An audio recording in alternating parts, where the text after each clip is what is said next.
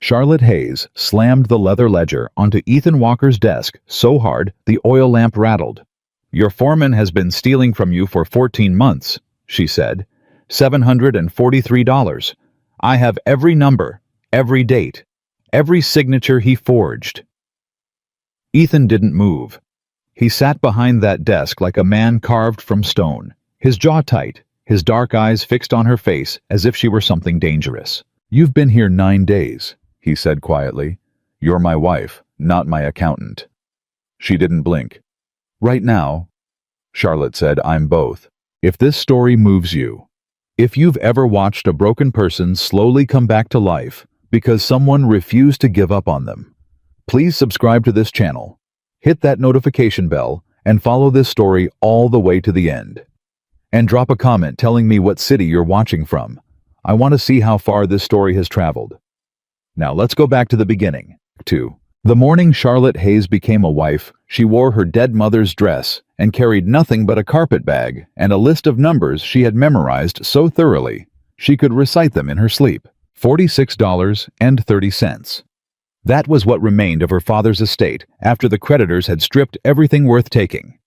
$46, a 2-room house with a leaking roof, and a 16-year-old brother named Thomas, who still believed things were going to be all right because Charlotte kept telling him so. She had stopped believing it herself sometime around February when the last of the winter coal ran out and she burned the kitchen chair legs to keep them warm. The marriage agency was called Westward Hearts, and it operated out of a narrow office above a dry goods store in Billings. The woman who ran it was named Mrs. Aldous, and she had the manner of someone who had seen enough desperation to stop feeling moved by it. She reviewed Charlotte's application with the expression of a woman reading a grocery list. "You can read," Mrs. Aldous said. "You can keep accounts." "Yes, ma'am." "You're not running from the law." "No, ma'am. And you understand that Mr. Walker's arrangement is strictly practical. He requires a woman to manage the household. He has stated clearly that he wants no emotional entanglement, no expectation of affection, and no interference in how he runs his ranch." Charlotte folded her hands in her lap. "I understand. He lost his wife and infant daughter in a fire 3 years ago," Mrs. Aldous said, and for just a moment something almost human crossed her face. "He is not a cruel man. He is simply a finished one. Or so he believes." Charlotte took the train west the following Tuesday. She arrived at Walker Ranch on a Wednesday afternoon in late October when the Montana sky was the particular shade of gray that comes before the first hard snow. The ranch hand who met her at the station road was a wiry older man named Pete, who kept his eyes on the horses and didn't offer much in the way of conversation. He told her the house was 2 miles north. He told her supper was at 6. He told her Mr. Walker didn't like noise. Charlotte looked out at the flat, cold land rolling away in every direction and felt something she hadn't allowed herself to feel in months. Not hope. Something more honest than hope.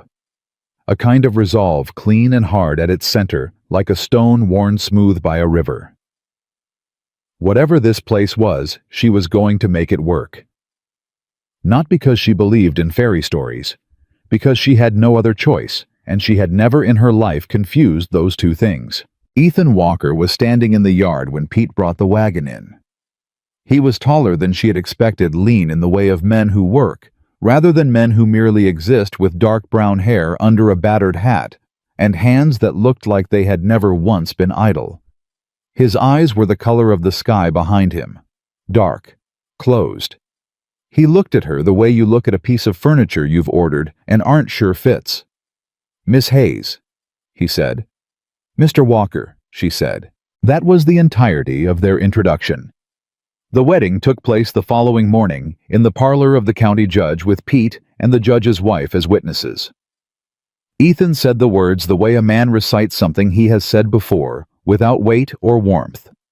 Charlotte said hers clearly and without hesitation, because she had made her decision, and she did not believe in performing doubt she no longer felt. Afterward, Ethan walked her back to the ranch house, showed her the bedroom she would have at the end of the hall, and said, "The household accounts are in the desk in the sitting room. I'd appreciate it if the books were kept current." "Of course," Charlotte said. He nodded. He started to leave. "Mr. Walker?" He stopped. She kept her voice neutral, practical. "I'd like to meet the household staff tomorrow morning, and I'll need access to all of the ranch accounts, not just the household ledger." He turned and looked at her for a moment. "That's not necessary." "I believe it may be," she said. "I can't manage a house efficiently without understanding the full financial picture it operates within. I won't make decisions outside my sphere, but I need the full information to do my work correctly." Something moved behind his eyes. Not warmth, more like recalibration. The slight adjustment of a man who has made an assumption and found it incorrect. "I'll have them ready by Friday," he said. He left. Charlotte unpacked her carpet bag and sat on the edge of the bed for exactly 3 minutes, which was how long she allowed herself to feel the weight of everything she had done to get here. Then she stood up, smoothed her skirt, and went to find the kitchen. The household staff consisted of a cook named May, who was in her 60s and spoke mostly through sighs, and a girl of about 14 named Rosie, who did the cleaning and looked at Charlotte with the particular wariness of someone who had learned to be cautious about new things. There were 9 ranch hands in total, with a foreman named Gerald Marsh, who had a handshake like a dead fish and eyes that moved too quickly. Charlotte shook every hand. She asked every name. She walked every room of the house and noted what needed repair, what was clean, what had been neglected. She did not make demands. She asked questions. She listened. By Thursday evening, before Ethan had even brought her the ranch accounts, she had already begun to understand that something was wrong. It was Rosie who gave her the first hint without intending to. The girl was sweeping the back hallway and talking to herself in the absent way people do when they forget someone is nearby, and Charlotte passing through caught just enough. "Ain't right what Mr. Marsh takes off the top every week." Charlotte stopped. "Rosie." The girl's spun broom clutched to her chest. "Ma'am, I didn't see you." "What does Mr. Marsh take off the top and—" Rosie's face went carefully blank. "Nothing, ma'am. It was nothing." Charlotte looked at her for a long moment. "How old are you?" 14, ma'am."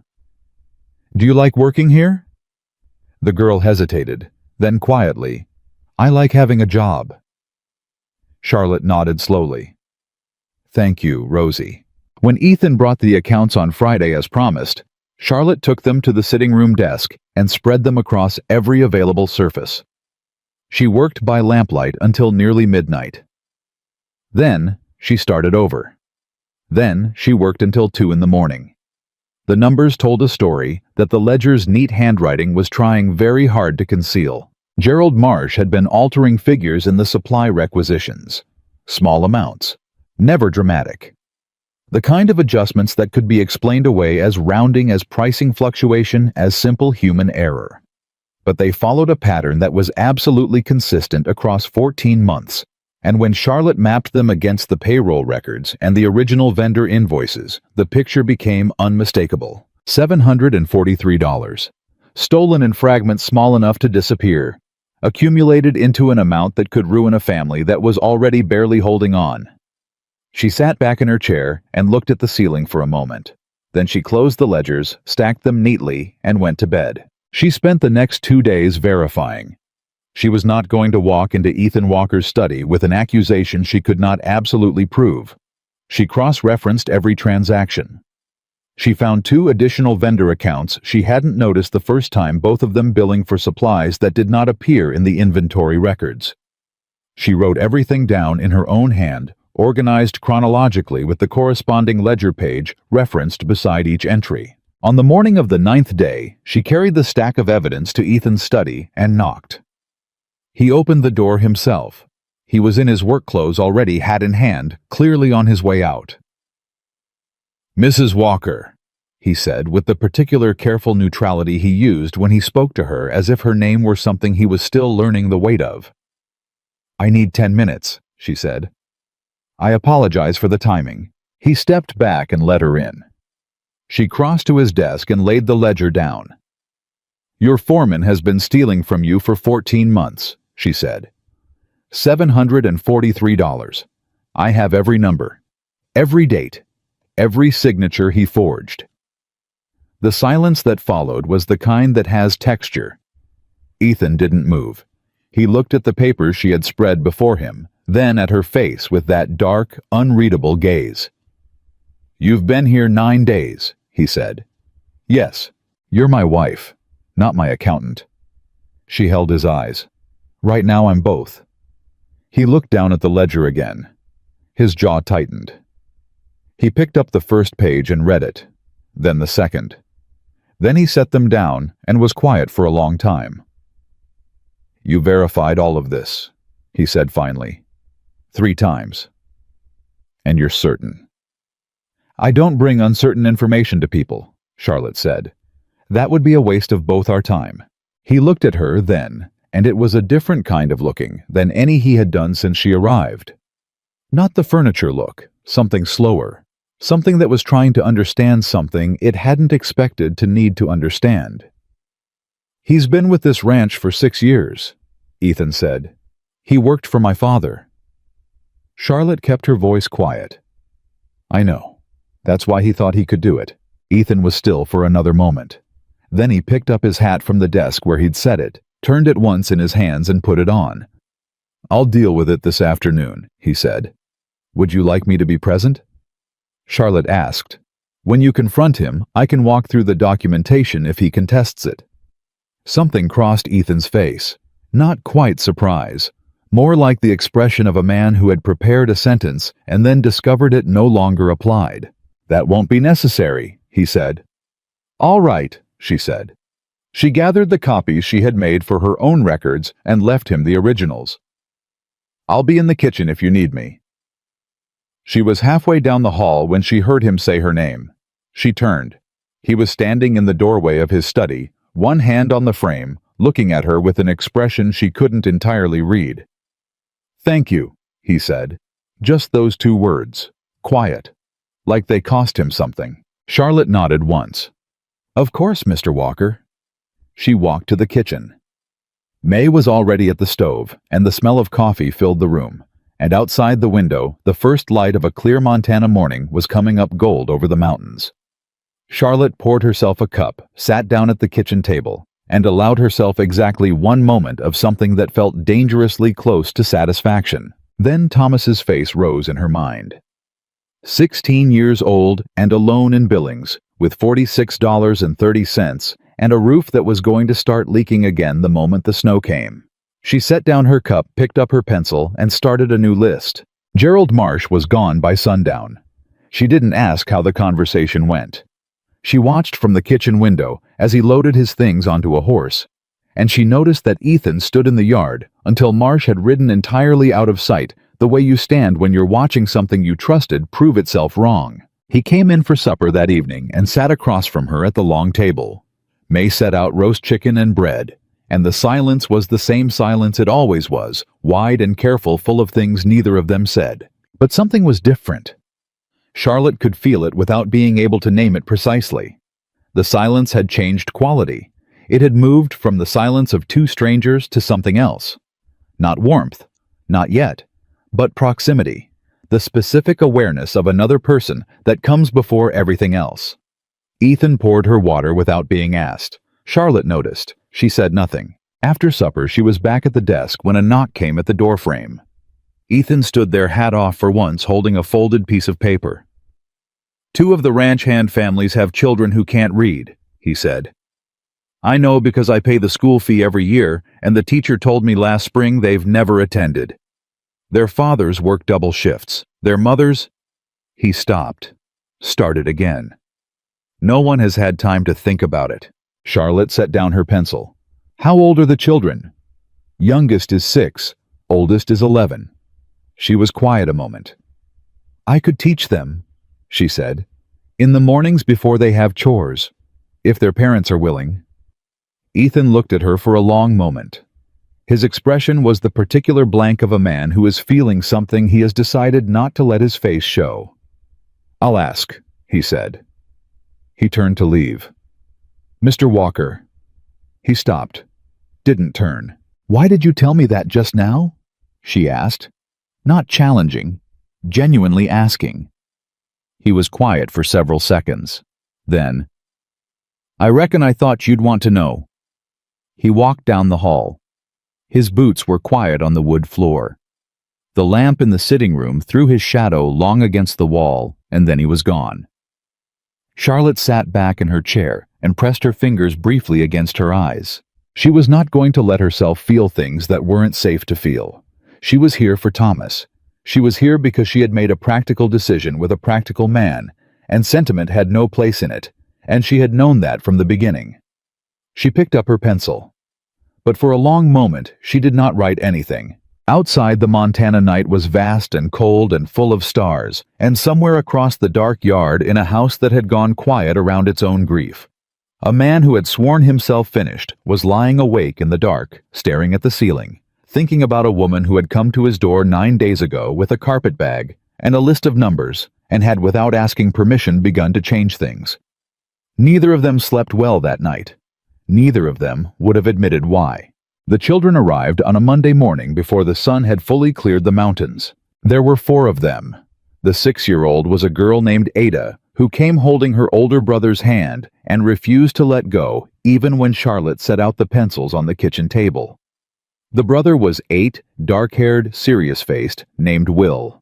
The other 2 were a pair of boys from a different family, 9 and 11, named Clem and Henry, who came in with the particular stiffness of children who have been told to behave and are trying very hard to remember what that means. Charlotte looked at all 4 of them and felt something shift in her chest. Not pity, something warmer and more complicated than pity. "Sit down," she said. "Nobody's going to test you on anything today. Today, we're just going to figure out what you already know." Ada still hadn't let go of Will's hand. Charlotte reached over and put a pencil in the girl's free hand instead. "Can you make a mark?" Charlotte asked.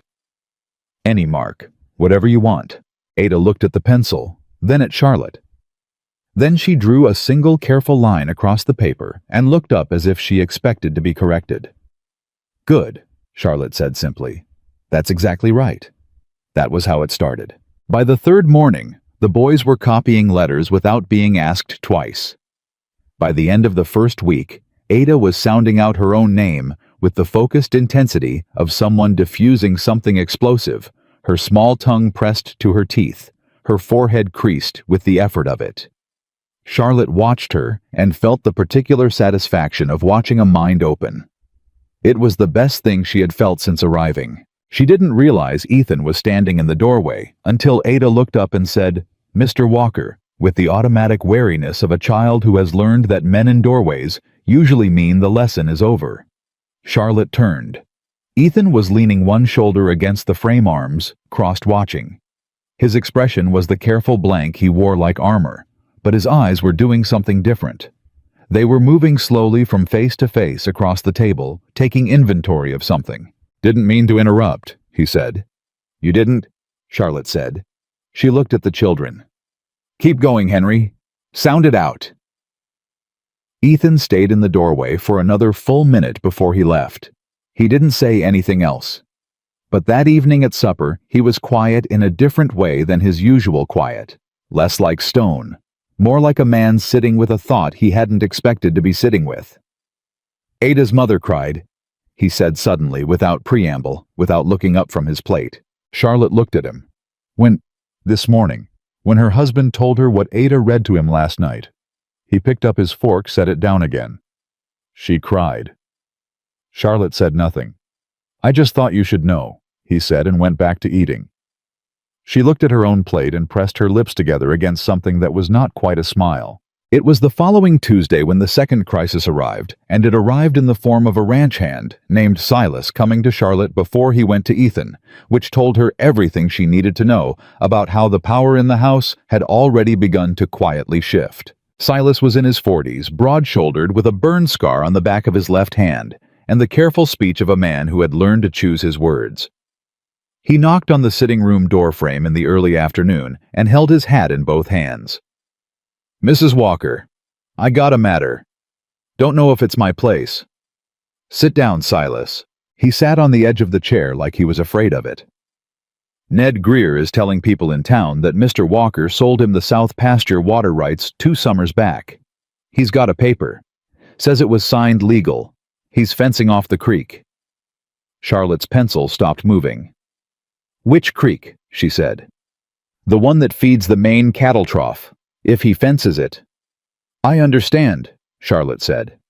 She closed her notebook. "Did he file the deed?"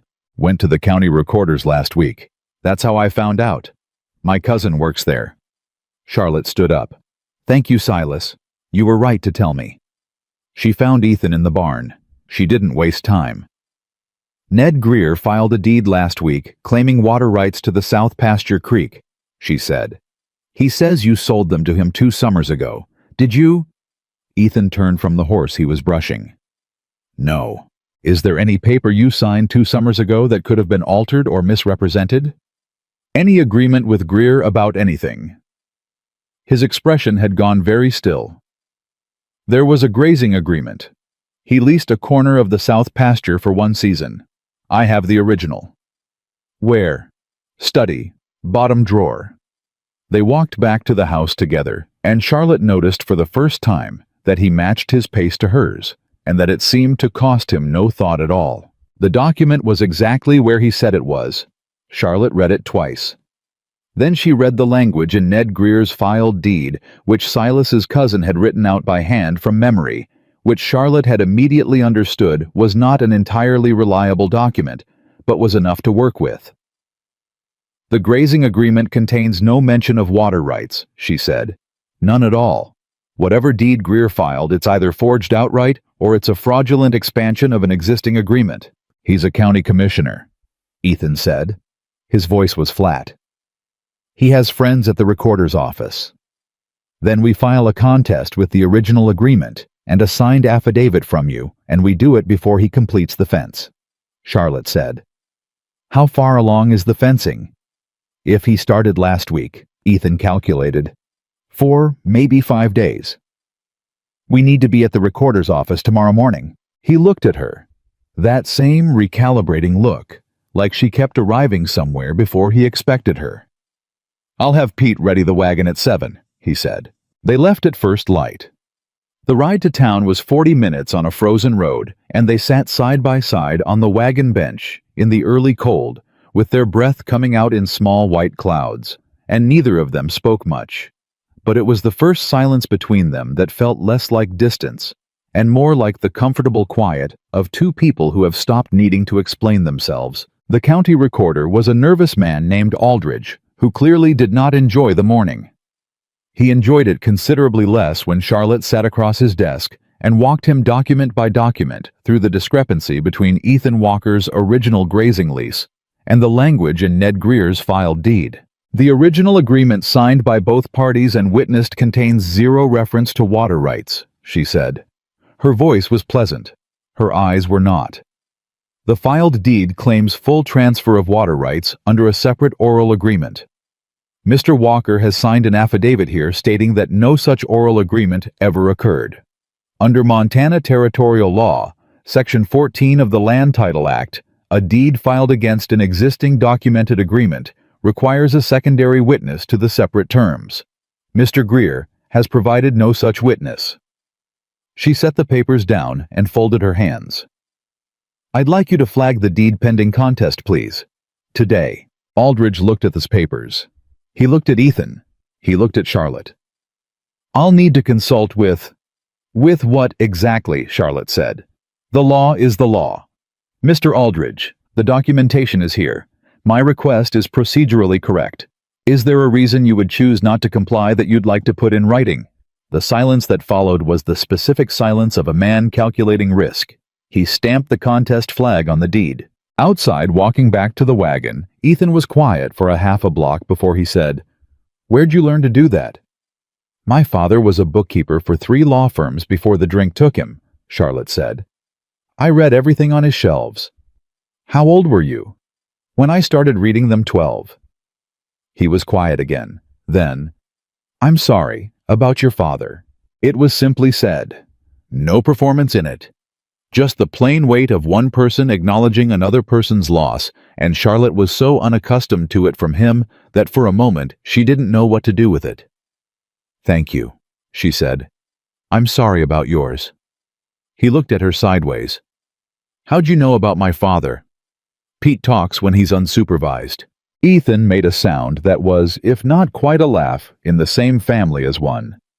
Charlotte felt it land somewhere in the center of her chest and immediately told herself to stop noticing things like that. Ned Greer came to the ranch 3 days later. He came in the late afternoon when the light was going red, and he brought 2 men with him who stood back by their horses in the way of men who are there to make a number, not a contribution. Greer himself was heavy-set, red-faced, with the particular confidence of a man who had been getting his way for long enough that he'd mistaken it for a natural law. Charlotte was in the yard when they rode in. She did not go inside. Greer looked at her and then looked past her toward the house. "I need to speak with Walker." "Mr. Walker is in the north pasture," Charlotte said. "I'm Mrs. Walker. I'm happy to assist you." Greer's mouth did something unpleasant. "Ma'am, this is a legal matter. I'll wait for your husband." "The legal matter you're referring to is the contested water rights deed," Charlotte said. "I filed the contest. I'm entirely familiar with the matter. There's nothing you can tell my husband that I can't hear and respond to accurately." Something shifted in Greer's expression. He reassessed her. She could see him doing it, recalibrating from decorative wife to something he needed to take more seriously. And she watched him decide he didn't like what he was looking at. "You overstepped, Mrs. Walker," he said. Quieter now. "That deed was legal." "It was fraudulent," she said, equally quiet. "You expanded a grazing lease into a water rights claim with no witness, no secondary documentation, and no disclosure to the original party. If you proceed, I will take it to the territorial court, and I will win. You know that, or you wouldn't be here in person." Greer stared at her for a long moment. "Your husband's going to regret marrying a woman with a mouth like yours," he said. "My husband," Charlotte said evenly, "is going to regret nothing." Greer turned his horse. His men followed.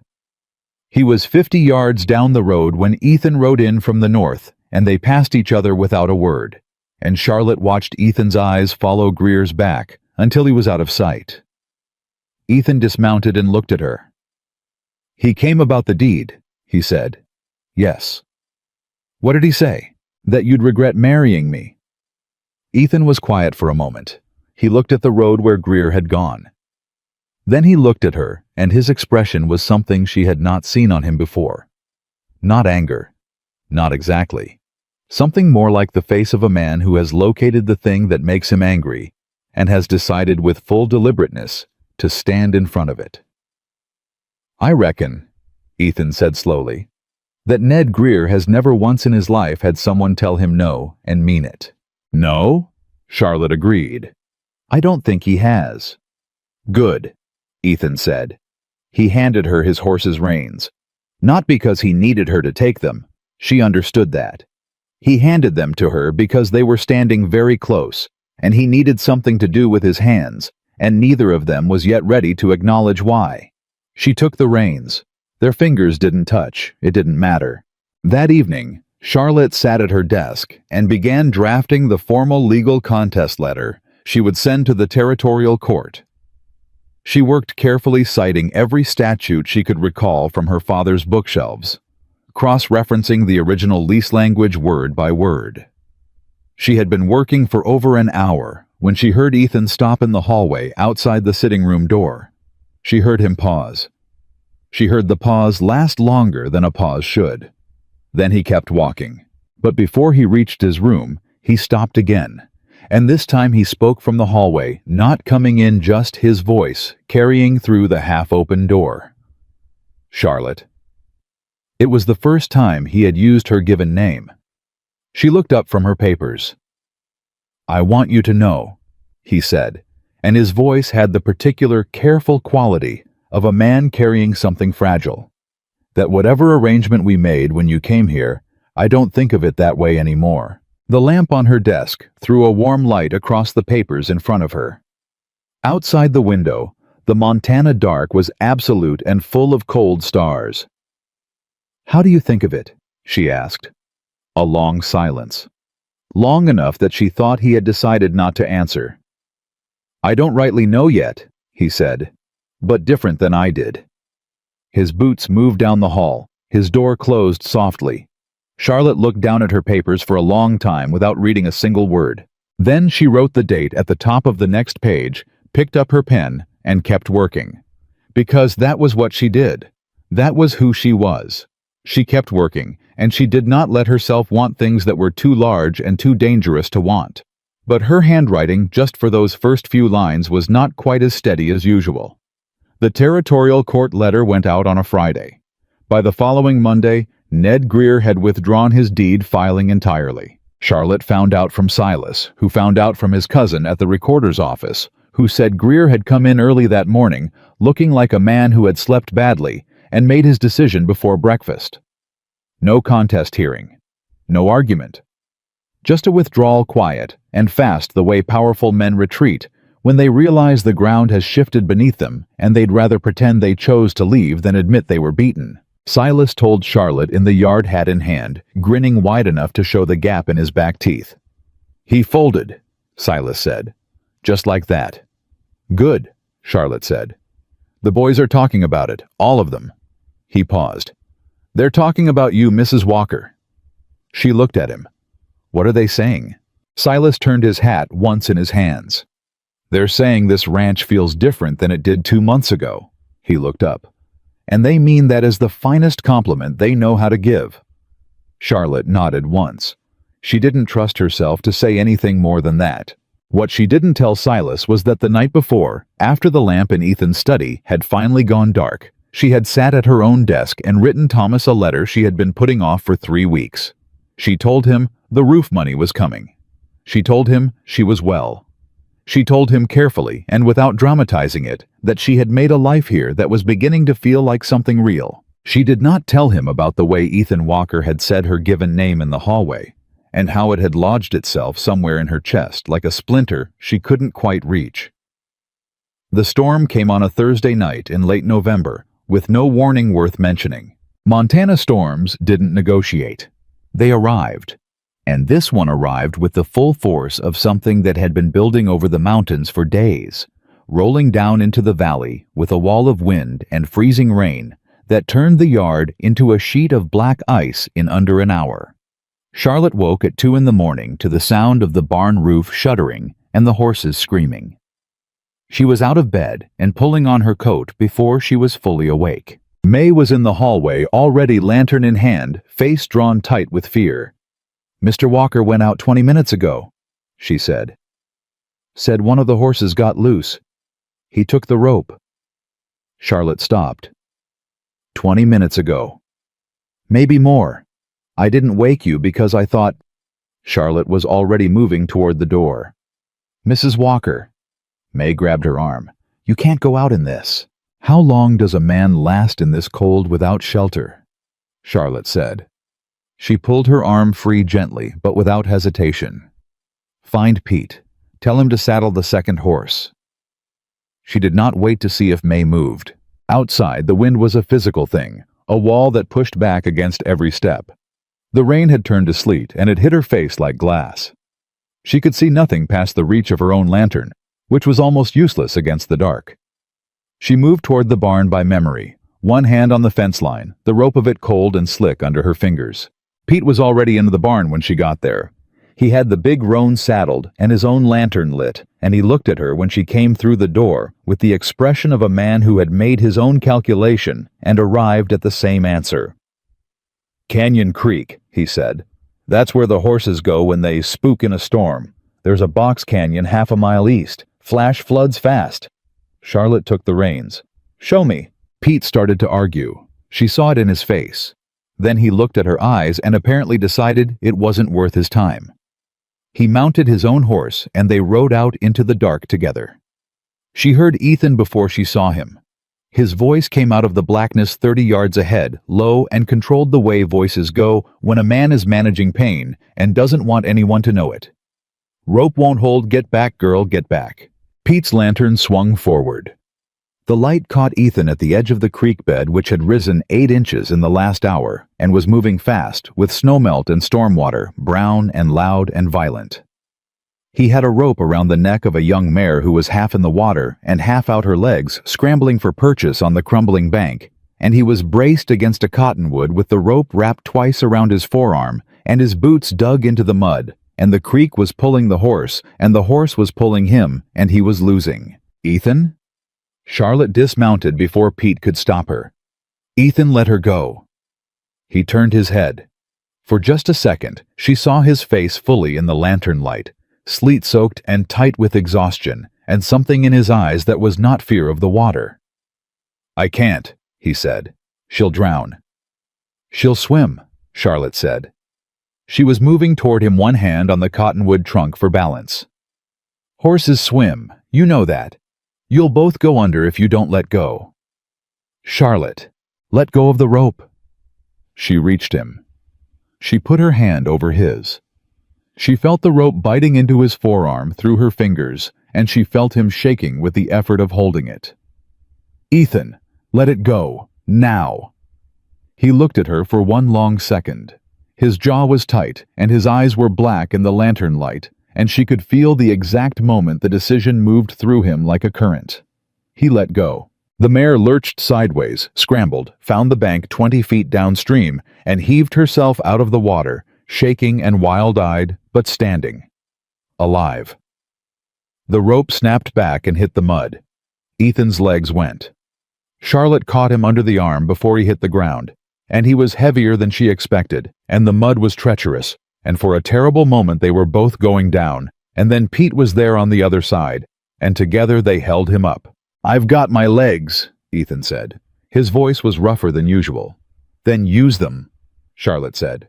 He did. He straightened. He was unsteady, but upright, and he stood in the storm with the creek roaring 2 feet behind him, and looked at Charlotte with an expression she had no name for. It was not gratitude.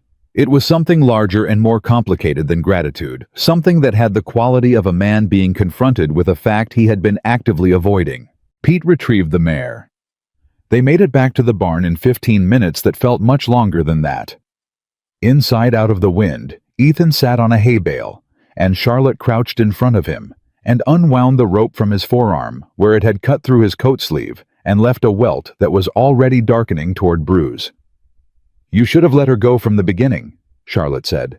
Her voice came out more unsteady than she intended. "She's 3 years old," Ethan said. "I raised her from a foal." Charlotte pressed her fingers along the welt, checking for worse damage beneath. He didn't flinch, but she felt the sharp intake of his breath. "Nothing's broken," she said. "I know." "You could have—" She stopped. "I know," he said again. Quieter. She looked up. He was looking down at her, and the lantern was between them, and his face was very close and very open, in a way she had not seen it before, stripped of the careful blankness he wore in daylight. He looked like what he was. A man who had just come very close to something he could not fix after the fact, and who was sitting with that knowledge in his body. "Why did you come out here?" he said. "May said you'd been gone 20 minutes. "That's not what I asked." Charlotte sat back on her heels. The barn around them was warm with horse heat, and the storm was loud on the roof, and she was cold in ways that had nothing to do with the weather. "Because you were out here," she said. He was still for a long moment. Then he reached out and very carefully, very deliberately tucked a strand of wet hair back from her face. One gesture, barely a touch. And then his hand dropped, and he looked away, and the moment closed over itself like water over a stone. "Thank you," he said, "for coming out." Charlotte stood up. Her legs were steadier than her heartbeat. "Pete needs help with the mare," she said. "I'll send May with something hot when I get back to the house." She walked to the barn door and pushed it open against the wind, and outside the storm was still going, and the dark was still absolute, and she walked back to the house with her hand on the fence line, and her heart making noise. She did not know how to quiet. She was inside, coat-off hands wrapped around a cup of coffee May had already waiting, when she heard Pete come back in 40 minutes later. She did not hear Ethan. She waited. An hour passed. May went to bed. The storm began to ease, the sleet softening to rain, and then to something barely more than wind. Charlotte sat at the kitchen table with a cold cup and a letter she wasn't reading. The back door opened at 4:30. Ethan came in dripping and stopped when he saw her. "You're still up," he said. "I'm aware." He crossed to the stove and poured himself coffee without speaking. He stood with his back to her for a moment, and she could see the tension across his shoulders, the particular set of a man deciding something. He turned around. "I need to tell you something," he said. Charlotte set down her cup. "My wife's name was Anna," he said. "She was 24 when she died. The baby was 3 days old." His voice was even, controlled, like a man reading aloud from something written. "I built that barn the summer before the fire. I built it because I wanted the ranch to be something worth leaving to a child. I spent that whole summer thinking about the future." He stopped, set down his own cup. "I spent the next 3 years convincing myself the future was something other people had." The kitchen was very quiet. "Ethan," Charlotte said, "I'm not telling you this because I want you to feel sorry for me," he said. "I'm telling you because you came out into that storm in the dark, and I think you deserve to understand what you came out for." His jaw was tight. "I am not an easy man. I know what I am. I've been absent, in ways that aren't about distance." "I know," Charlotte said, "and you stayed anyway." "I said I would. That's not—" He stopped. His hand went flat on the table between them, and he looked at it like it surprised him. "That's not why you stayed, and we both know it." The rain hit the window in a gust. The lamp between them was low, throwing more shadow than light. Charlotte looked at his hand on the table, and then at his face, and she felt something in herself give way, the way ice gives way in the first real thaw, not all at once, but in the particular way of something that has been holding for a long time and finally decides to stop. "No," she said. "It isn't." He didn't move. She didn't move. The space between them was full of everything neither of them had said in 6 weeks of careful distance, and it was enormous, and neither of them was ready to cross it, and they both knew that too. But something had changed. Something foundational beneath the surface, the way the land shifts before you see the crack. "Get some sleep," Charlotte said finally. Her voice was gentle. "The arm needs to be wrapped properly in the morning." He nodded once. He picked up his cup. He walked to the doorway and stopped with his back to her, and she thought for a moment he would say something more, something that would break the careful thing they were both protecting. He didn't. "Good night, Charlotte," he said. "Good night, Ethan." He went down the hall. She heard his door. She sat alone in the kitchen with the dying lamp and the quieting storm and her own heart, which was doing things she had no language for. She was still sitting there when the first gray light of morning came through the window. She had not slept. She did not regret it. What she regretted sitting in that early gray light with cold coffee and a ranch gone quiet around her was that she had spent so many years believing that love was a luxury, a thing for women with more options than she had, a thing you could afford when the practical matters were settled, when the accounts balanced, when the roof held. She was beginning to suspect, with the slow and frightening clarity of someone who has just stepped off solid ground, that she had been wrong about that. Profoundly and completely wrong. And then the knock came at the front door. Hard. Official. 3 sharp raps at 7 in the morning on a rain-soaked Friday. Charlotte straightened her dress, and went to answer it. The man on the porch was someone she had not seen in 2 years, and the sight of him hit her like cold water dropped from a height. He was well-dressed, broad-shouldered, handsome in the calculated way of men who have learned to use it.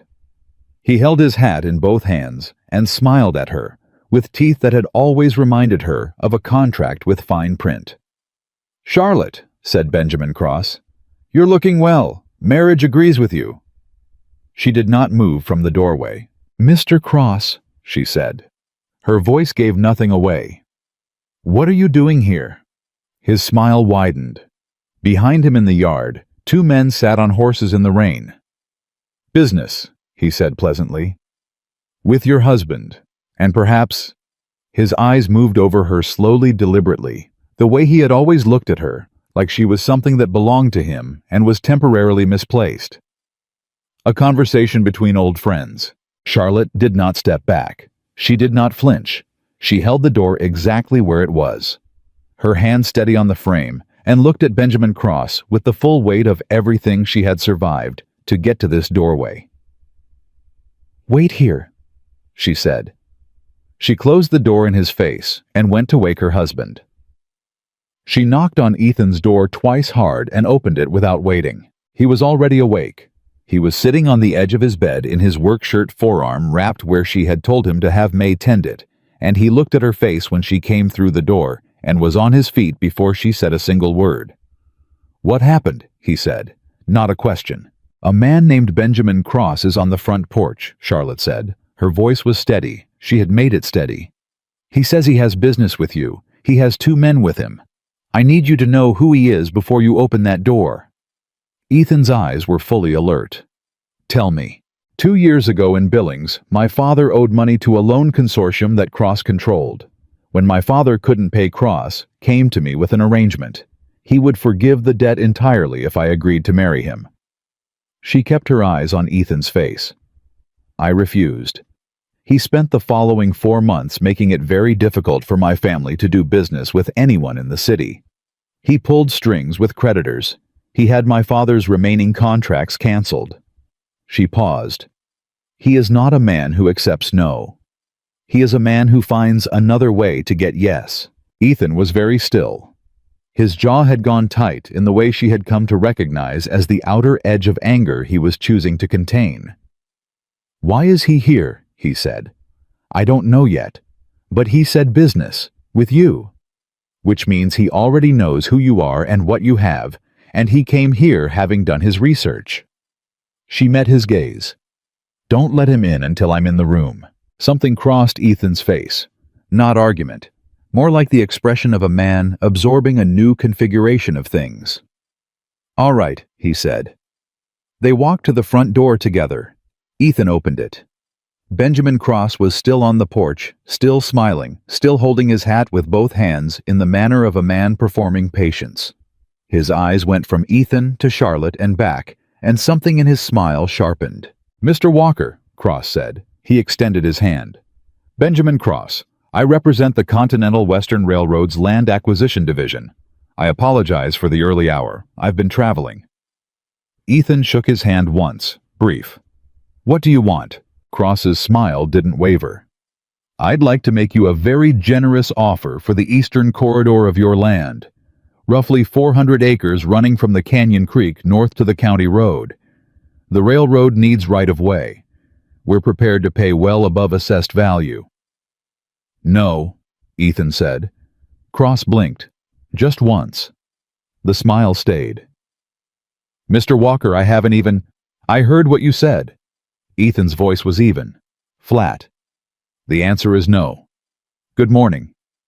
He started to close the door. "The offer is $12,000, Cross said quickly. The door stopped.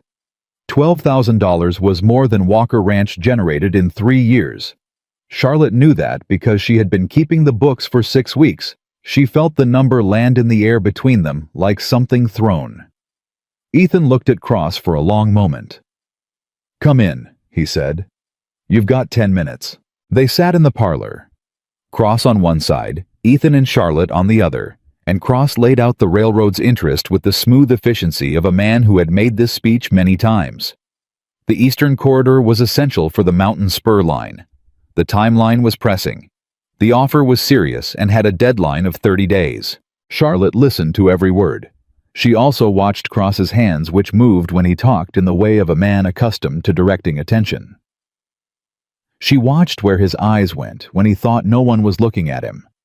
They went to the walls, to the window facing the eastern pasture, to the documents on the side table she hadn't had time to move before answering the door, and once briefly to her, with a look that had nothing to do with railroad business. "The 30-day deadline," Charlotte said when Cross paused. "Is that the railroad's deadline or yours?" Cross turned to her with an expression of polite surprise, as if a piece of furniture had spoken. "I beg your pardon. The Continental Western Railroad's most recent territorial filing shows a construction timeline of 18 months for the Mountain Spur," Charlotte said. "That's a matter of public record. 30 days is not a railroad deadline. It's a pressure tactic." She kept her voice pleasant. "So I'll ask again. Whose deadline is it? The room went quiet. Cross looked at her. Something shifted behind his eyes, the same recalibration she had seen in Aldridge's face at the recorder's office, but harder, less accommodating. "Charlotte," he said, and his voice had changed. Softer, more personal.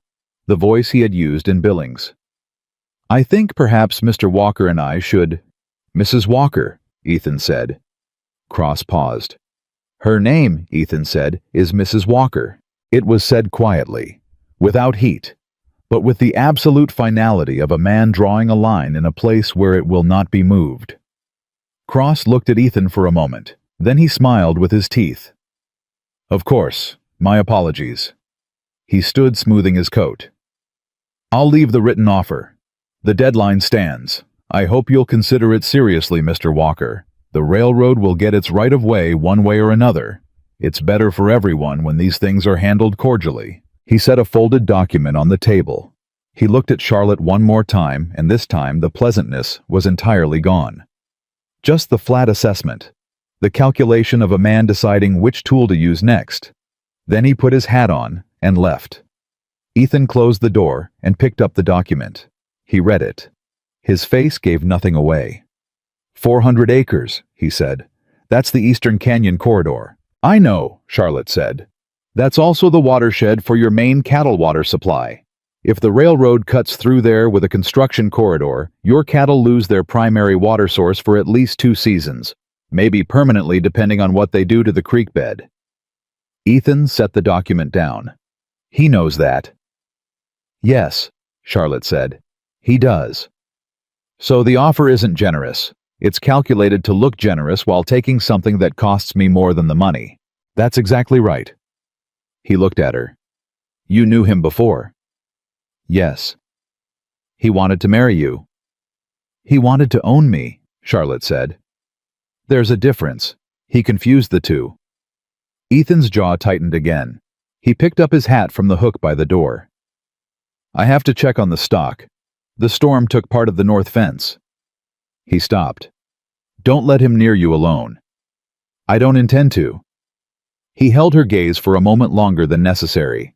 Then he went out. Charlotte picked up Cross's document and took it to the sitting room desk. She had it fully analyzed by noon. The language was sophisticated, and the numbers were designed to overwhelm. But buried in the third page in a subordinate clause about right-of-way extensions was a provision that would give the railroad the right to expand the corridor by up to an additional 200 acres at assessed value without further negotiation within 5 years of the initial purchase. It was not highlighted. It was written in the passive voice. It was exactly the kind of language that looked like boilerplate until you understood what it meant. What it meant was that $12,000 today could become the loss of 600 acres and the ranch's water supply within 5 years with no legal recourse. Charlotte wrote out a full analysis in her neat hand, every clause annotated, every implication spelled out.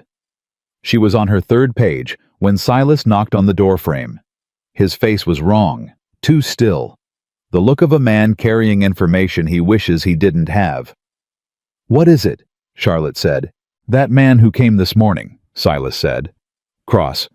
He rode into town after he left here. My cousin's wife works at the telegraph office. He turned his hat in his hands. He sent a wire to someone in Helena. She didn't read all of it, but she read enough. Charlotte set down her pen. He's requesting a title search, Silas said, on Walker Ranch, going back to the original land grant. The room was very still. Why would he do that? Charlotte said quietly, though she already knew.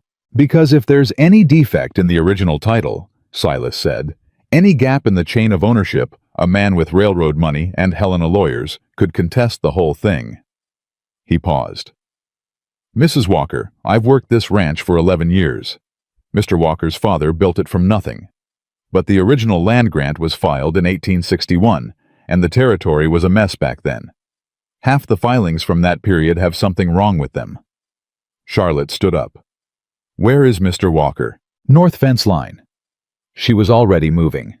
She found him 3/4 of a mile out working wire with Pete and one of the younger hands. She came on horseback because there was no time to walk, and he saw her coming from a distance and read her face when she reined in, and he said nothing to Pete, just dropped the wire and walked to meet her. She told him everything, all of it. The contract clause, the title search, the telegraph wire. He listened without interrupting. His face went through several things she watched carefully. Anger. Then something colder than anger. Then the specific stillness of a man who has just understood the full dimensions of the threat in front of him.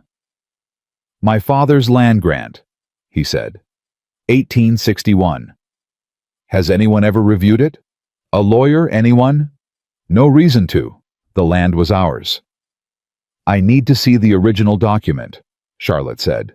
"Today. Where is it?" "Study. The strongbox under the desk."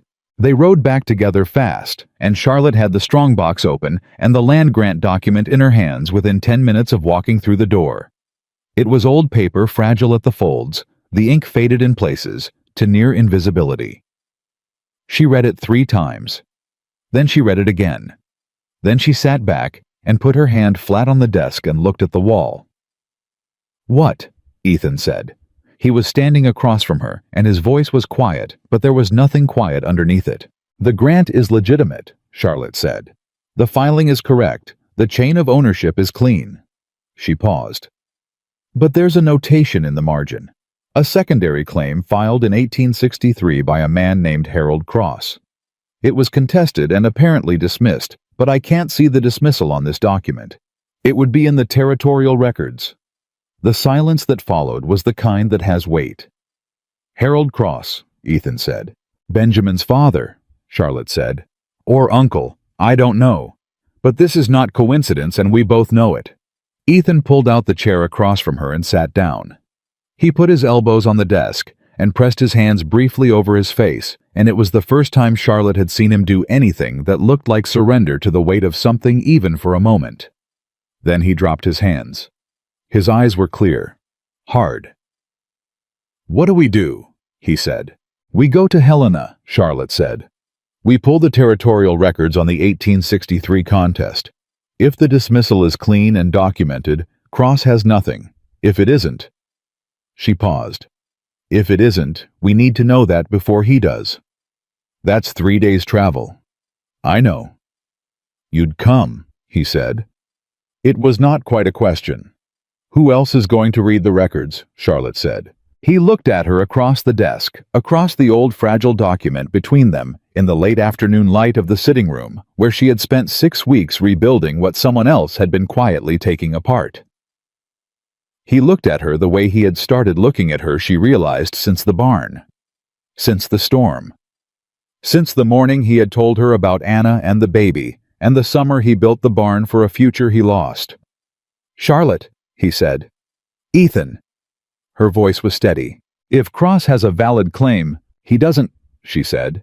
"I don't believe that for a single minute. He's manufacturing pressure. That's what he does. He creates the appearance of leverage and watches people give him what he wants to make it stop." She leaned forward. "We are not going to make it stop by giving him anything. We are going to find the dismissal record, document it properly, and then I am going to walk into whatever room he thinks he's won and show him exactly what he's actually holding." Ethan looked at her for a long moment. Something in his face was doing what it had started doing more often lately. Opening, in small increments, like a door that hasn't been used in years, moving on hinges that are still learning how. "You're not afraid of him," Ethan said. "I'm absolutely afraid of him," Charlotte said. "I'm afraid of him the way I'm afraid of bad weather. It doesn't mean you stay inside." He almost smiled. Almost. It moved across his face and didn't quite land, but she saw it, and it was enough.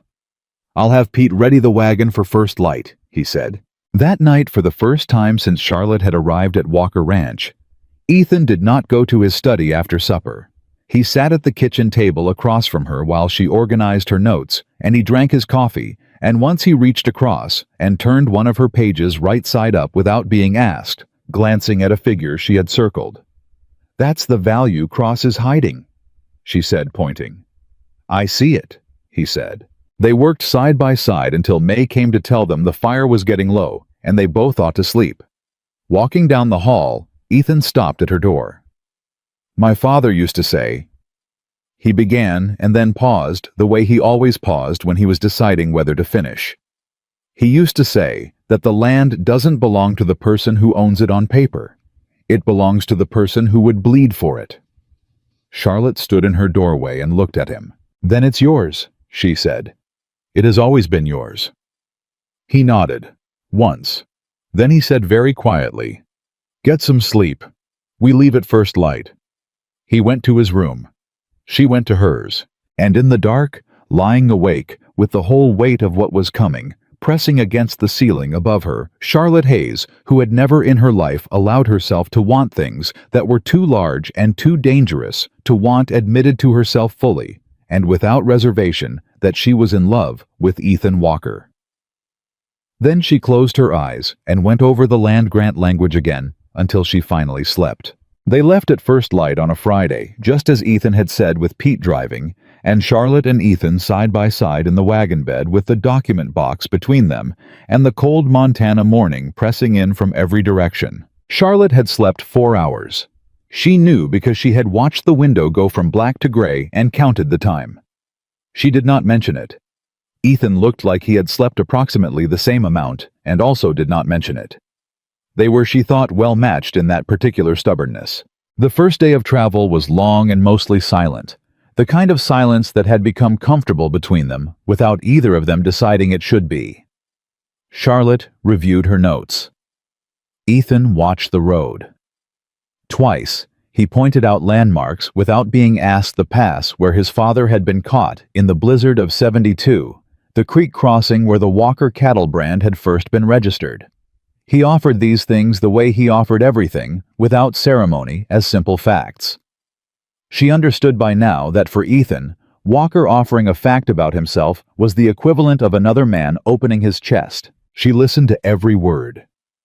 They stopped the first night at a traveler's inn outside of Bozeman, and Charlotte sat up another 2 hours at the small table in her room, going over the territorial land law she had committed to memory from her father's books a decade ago. She was building the argument in her head the way she built account ledgers, every number in its place, every implication mapped. She was not going to walk into that records office unprepared. She was not going to walk anywhere unprepared. Not with Benjamin Cross on the other end of this. They reached Helena on the afternoon of the second day. The Territorial Records Office was a low brick building near the Capitol that smelled of dust and old paper and the particular mustiness of documents that had not been handled in years. The clerk was a young man named Fowler, who looked at Charlotte with the automatic assumption that she was there to wait for someone. I need the contested land claims registry for 1863, Charlotte said. Specifically, any contest filed against the Walker Land Grant original filing date, 1861 Jefferson County. Fowler blinked. Ma'am, those records are in the archive. It could take some time to— I'll wait, Charlotte said. She set her notebook on the counter. I have all afternoon. Ethan leaned one arm on the counter beside her and said nothing. His presence was unhurried and entirely immovable in the way of a man who has worked land all his life and has a different relationship to patience than people who live in offices. Fowler looked at him, then at Charlotte, then went to find the records. He came back 40 minutes later with a box that left a dust line on the counter. Charlotte opened it herself. She found the Herald Cross filing in 11 minutes. It was exactly where she expected it, third folder, chronological order, the handwriting of a man who had been certain of himself. Harold Cross, representing interests in the Continental Western Land Corridor, had filed a secondary claim against the Walker Grant in April of 1863, arguing that the original filing had failed to account for a pre-existing grazing easement that predated Montana territorial law. It was clever. It was the kind of claim that could have worked in the chaos of territorial record-keeping if it had gone uncontested. It had not gone uncontested. Charlotte pulled the second document from beneath the first and read it twice. Then she read it a third time to be entirely certain. Ethan, she said. He was at her shoulder immediately. She laid the document flat on the counter. The dismissal had been filed 6 weeks after Harold Cross's claim by a territorial judge named Harlan Webb on the grounds that the pre-existing easement Cross cited had never been legally registered and therefore had no standing under the new territorial code. The dismissal was complete. It was final. It was signed, witnessed, and stamped with the territorial seal. And at the bottom, in the margin, in the same handwriting as the original Walker grant, someone had written a single additional notation, claim fraudulent. Claimant advised against refiling. Charlotte looked at it for a long moment. Then she looked up at Ethan. His face was doing something she had only seen it do a handful of times. Something that came from a place below the controlled surface. Something that had the quality of a man who has been bracing for impact for so long that when the impact doesn't come, his body doesn't immediately know what to do with itself. "It's clean," she said.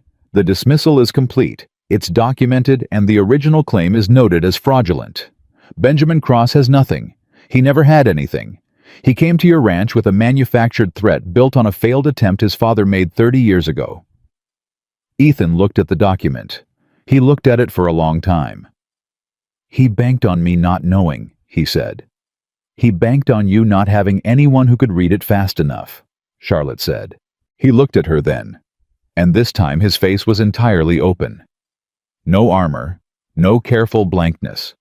Just the man himself looking at her the way you look at something you have come very close to losing, and have instead, against all reasonable expectation, kept. "Make the copies," he said. "Everything. Certified." "Already planned to," Charlotte said, and turned back to Fowler. They left Helena with 3 certified copies of the dismissal, the original cross-claim, and the Walker grant confirmation. Charlotte kept them in the document box on her lap the entire ride home, and did not set it down once. They were a day outside of Walker Ranch when Ethan said without preamble, "I need to tell you something." Charlotte looked at him. When Cross came to the door, Ethan said, "And you came to wake me. The way you looked." He stopped. Chose his words the way he always chose them, one at a time, carefully. "I've been trying to stay at a distance from you. You know that." "I know," Charlotte said. "I told myself it was fair to you, that you knew the arrangement, that I didn't have the right to—" He stopped again. His hands were still on his knees. "I've been lying to myself for about 2 months, and I'm tired of it." Charlotte's heart was doing something complicated and thorough. "Ethan," she said. "Let me finish," he said quietly.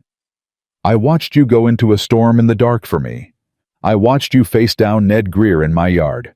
I watched you spend all night reading land law so that a man who hurt you once couldn't take the thing I care most about in this world."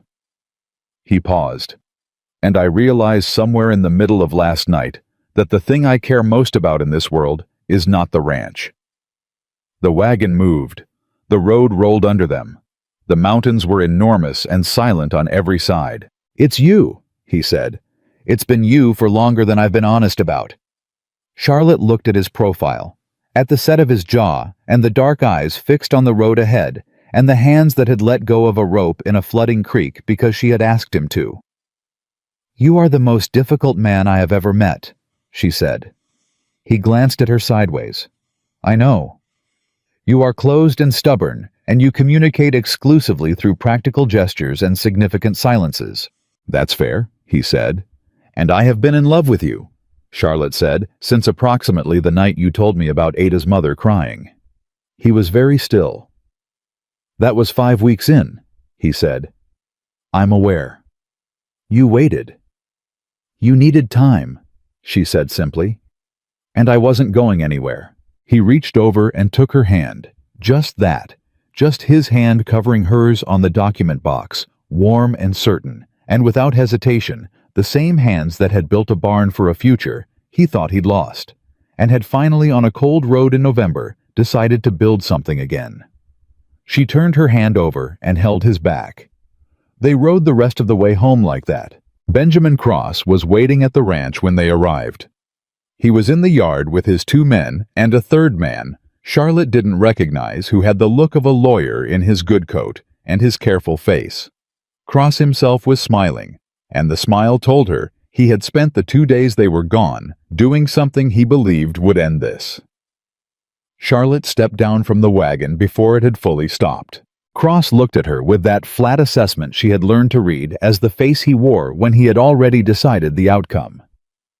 "Mrs. Walker," he said, "I've taken the liberty of having my legal representative draft a formal notification of the Cross family's outstanding claim against this land. Given the historical record, there is no outstanding claim," Charlotte said. She opened the document box and took out the top certified copy. She crossed the yard and held it out to his lawyer, not to Cross. The Harold Cross filing of 1863 was dismissed in full by Territorial Judge Harlan Webb on the grounds of fraudulent misrepresentation with a formal notation against refiling. That is a certified copy from the Helena Territorial Records Office, stamped and witnessed this week. She looked at the lawyer. "I'd recommend you read it carefully before you advise your client to take another step." The lawyer took the document. His eyes moved across the first page, then the second. His expression did the thing expressions do when a man realizes the ground under his client is not what he was told it was.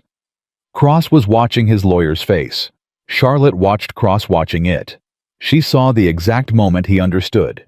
"Charlotte," he said, and his voice had shifted back to the Billings voice, the personal voice, the voice that had always carried the implication that she was someone who could be managed. "Don't," Ethan said.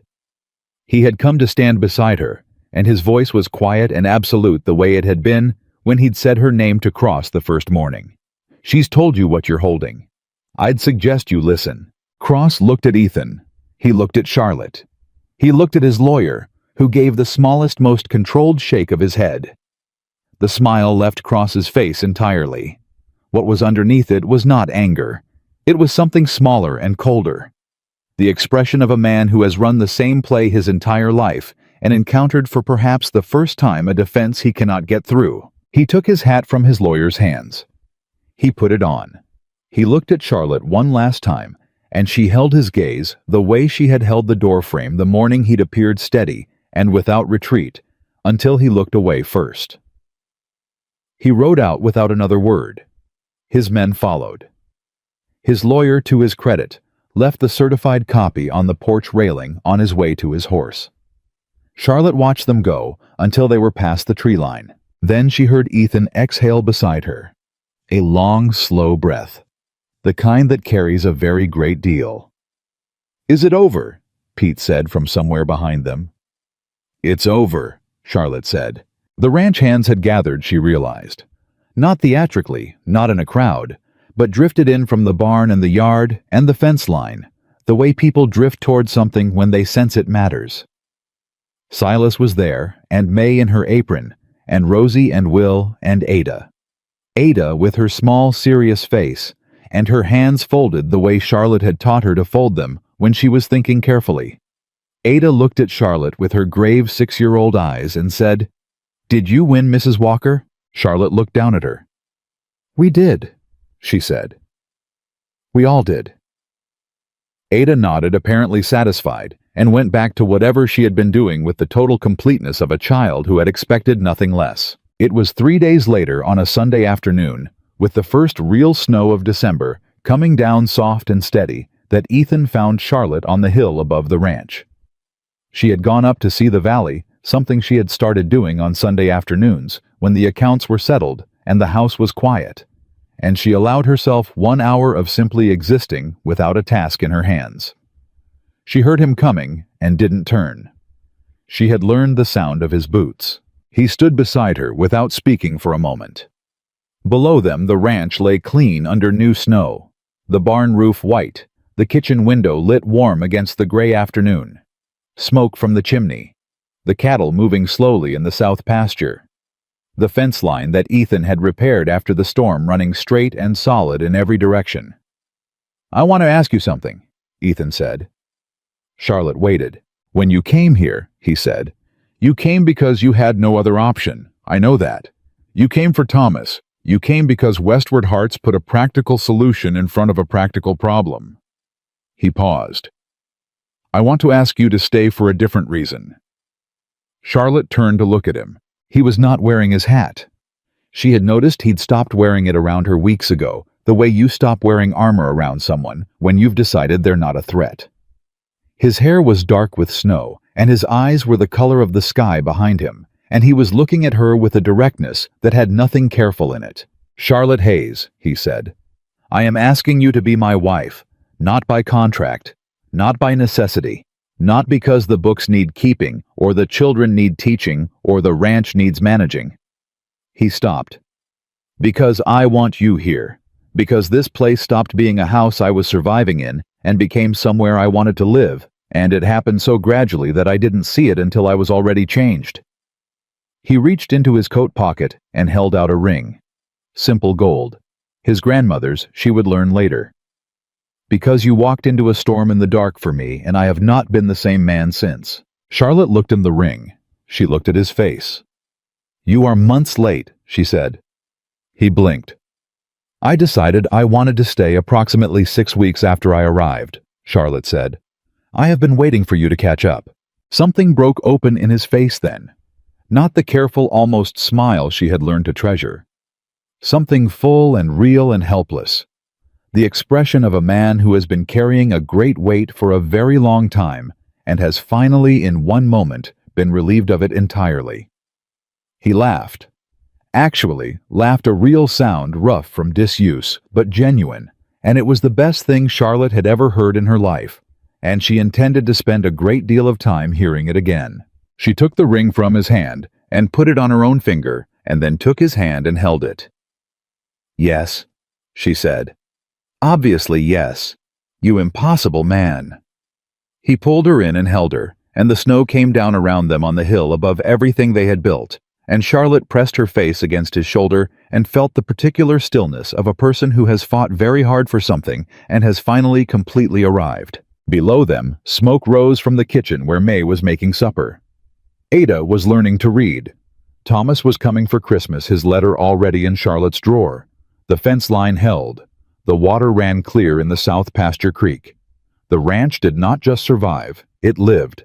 And the man who had spent 3 years convincing himself he was finished had turned out to be like most things worth saving, simply waiting for the right person to refuse to give up on him. Some wounds cannot be healed by time alone.